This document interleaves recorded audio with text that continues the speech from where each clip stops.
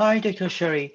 I hope you are fine. Today I'm going to present what exactly I did during the exam of Capsim. Here is the index, the topics which I gonna talk about them. So let's start. Introduction.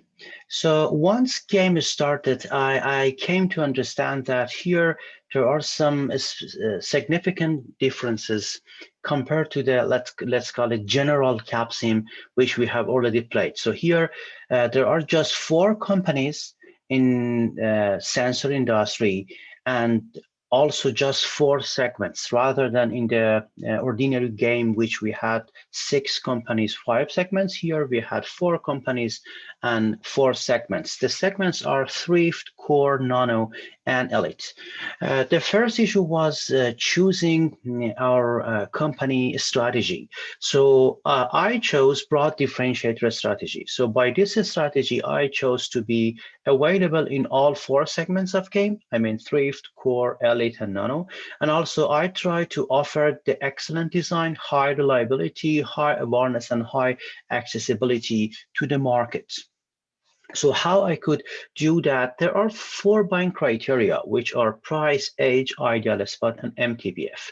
And the way I set the numbers, I set these four buying criteria showed that I am following the requirements of broad differentiator strategy. Let's say for MTBF, which means the reliability. So as a broad differentiator, if I wanna provide make some differentiate compared to the other competitors, I had to offer the most reliable product to the market. So I had to set it to the maximum possible number. Another issue which must be considered is product classification. There are three classes in Capsim for each segment, class A, B, and C. So if I try to be class A in each segment, market shows more willingness to buy my product. This is also another important issue. So in order to have one product in class A, we need to have 2A from these four buying criteria: price, MTBF or reliability, age, and ideal spot or positioning. So because of time limit, I cannot go in detail. I just brought one example for one of buying criteria. In case of MTBF, so let's think that the MTBF of one market is between 14,000 up to 20,000.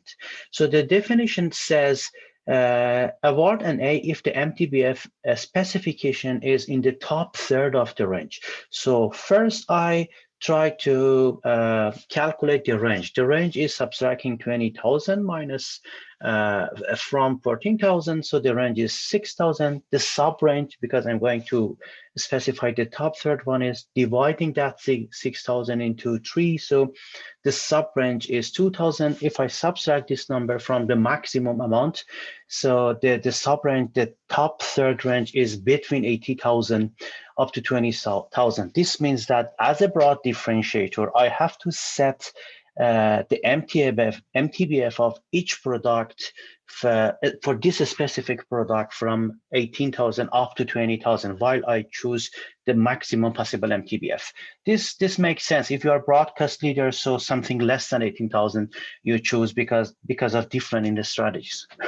Let's have a look over the strategies of the competitors. So Baldwin, they choose niche cost leader. This means that they try to minimize the cost, but from where they had competitive advantages, that was setting price less than average of market. And also they try to just be present, just be available in core and thrift, two segments out of four segments. Chester, they try to be broadcast leader. So all idea was almost same as Baldwin, but the difference was that they decided to be available in four segments of game. And the last one is Digby, which is the most strong, the strongest one. So they chose niche differentiator. They try to differentiate their product compared to the market, but this is somehow close to my strategy, but they decided just to be available in two high-tech markets, not four segments of the game. Here is the analysis over the market size. As we can see, Thrift and Core, they had the maximum market share among all these, and they keep it until the end of the game. Core was the biggest one, and Thrift was the second one. Let's see what exactly happened in my game. So once game began in R&D, I tried to meet ideal spot. Also, and also got an A here. Also, I set the MTBF to the maximum possible one, another A here. In marketing, I spent 1.5 million on promo. And also for sales budget, I specify 2 million. So that's why for all products, I had around 100% awareness and over 90% accessibility. For production, since gradually customers, they had more engagement to my product, so I try to gradually increase the production line in order to meet the market demand. In TQM, I spent in all modules of TQM in 3 consecutive rounds. So this led to reducing material costs, reducing labor costs, reducing administration costs, increasing the demand, and also reducing the R&D cycle time. In HR, I specified I consider 70 hours training annually for my employees, and that led to increasing my productivity. Here is the result for stock value. Even I experienced a significant drop from 2020 up to 2021. Then I tried to cash it up, and I could have the most valuable share for whole the game. For market share, I had the maximum market share compared over the market. For profitability ratios, so because of time limit, I just brought the ROS. So once I was, I think, the last one in the game, after round 2, I passed all, and I kept my my superiority compared to the market until the end of game. In case of cumulative profit, so I was the most profitable company. Even at the beginning of the game, I was in the least ones, but I could compensate all of this and also pass the competitors. Compared to the Digme, which was the strongest competitors, they start the game with more than 10 million more profit compared to me, but after 2 rounds, I passed them and I could beat them all. Challenges. So honestly, I think the most important challenges in Capsim is demand forecasting. There are 2 main reasons. The first one is that computers, they try to continuously shift product to different segments, and it is very hard to forecast. It leads to a hard situation for forecasting the future demand in a specific segment. Another issue is that once the companies, they design a new product, these new product names comes to the list of report, the report of each round.